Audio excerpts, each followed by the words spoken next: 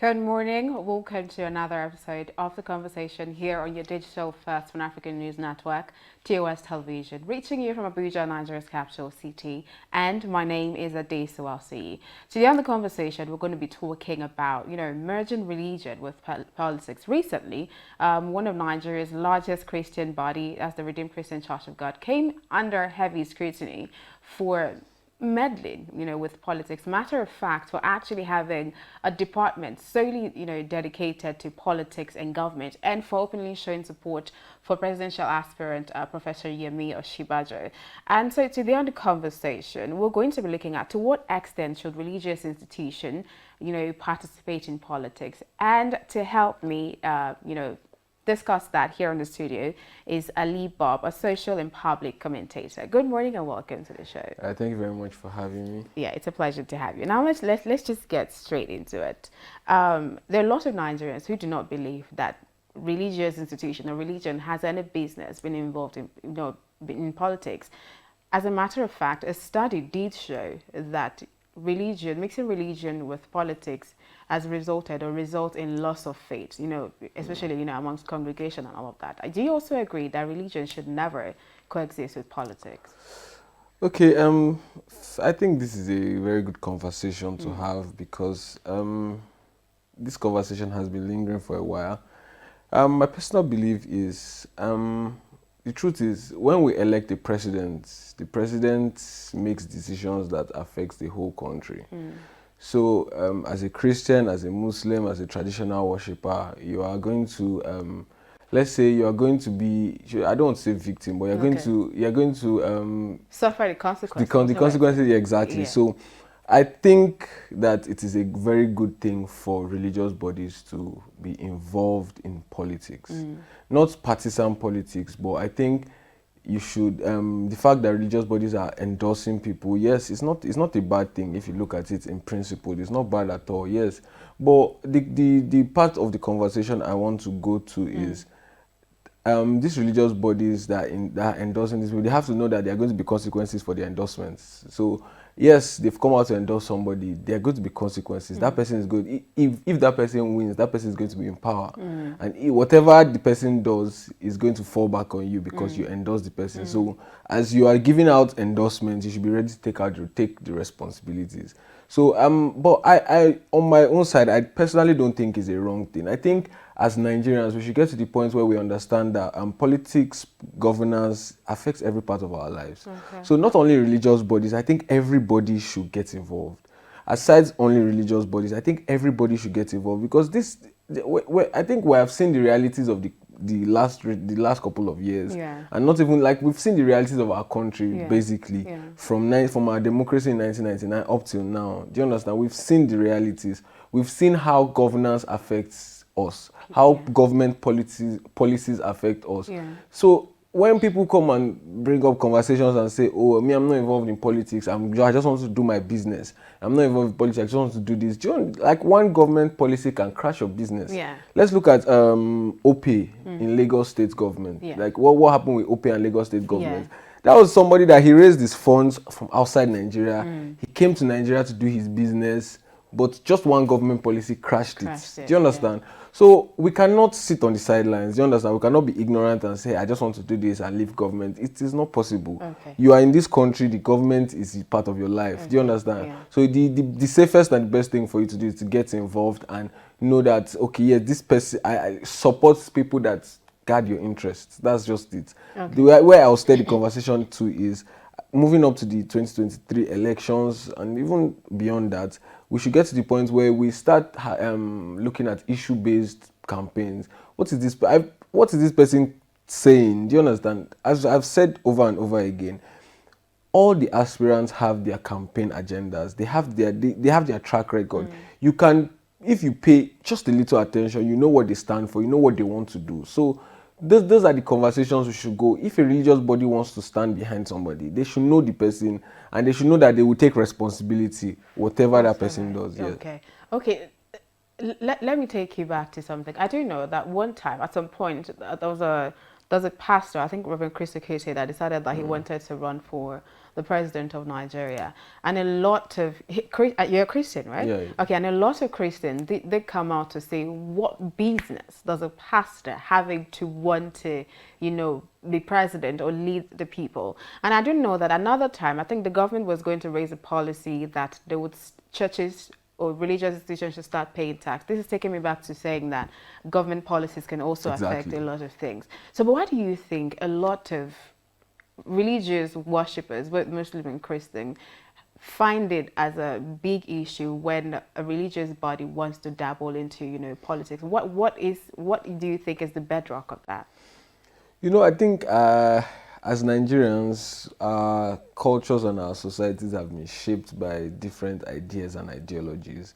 Do you understand? Over time, things have happened, and some ideas have just come up. If you trace those ideas, you see that they're just people's ideas that they've tried to enrich into our religion and our cultures and societies. I think the truth about it is everybody has the chance to be president. For example, you spoke about when a pastor wanted to. Right now, the vice president of Nigeria is a pastor, and he wants to run, and he's having the support of Christians as well. Yeah. Do you understand? So the conversations are. I think that sometimes we get biased and sentimental as Nigerians when we talk about some of these things. So I don't think it is wrong. As I said before, I don't think it is wrong. It is totally fine for it's like it's in the constitution. It's your right. Whoever wants to run should run. But all I will say is, if you are a pastor, you are leading people, you should know that you have a responsibility. Do you understand? If you're a religious leader, you're a cultural leader, whatever it is, you know that you have a responsibility. You're a culture influencer. People listen to you. You have a responsibility to those people.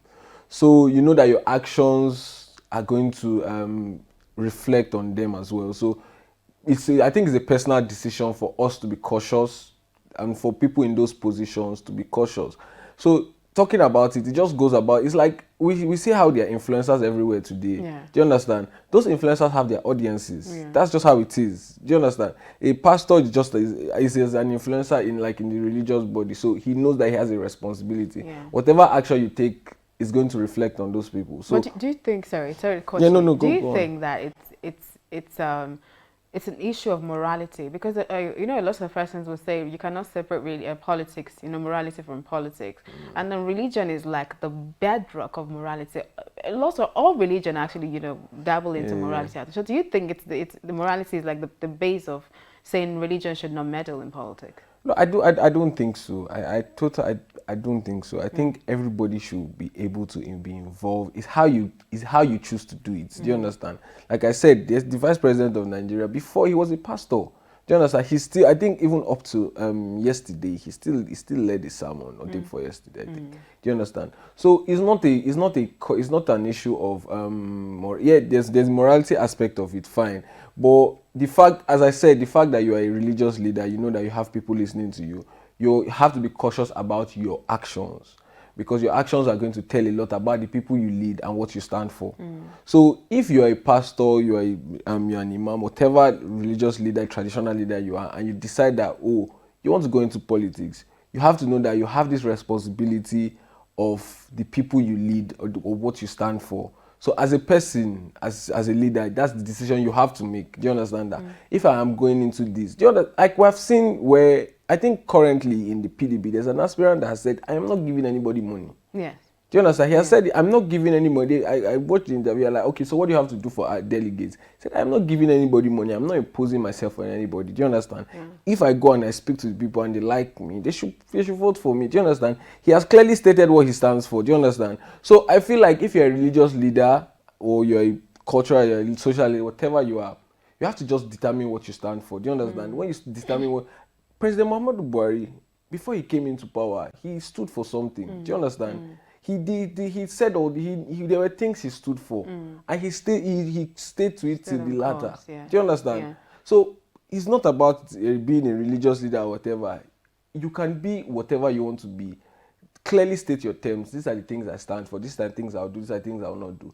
If it doesn't work out, fine, I'll move on. Do you understand? So that's what I think. Okay. I'm going to put you on the spot here. Do you think that Nigerians we have our priorities our priorities right, and this is why I'm asking this. I know that every time there's going to be a presidential and a vice presidential candidate, there's usually to balance out the religion. A Muslim is running with a Christian, or a Christian is running with a Muslim. That's because they know that Nigeria is largely multi-religious, and a lot of people always like the religious balance.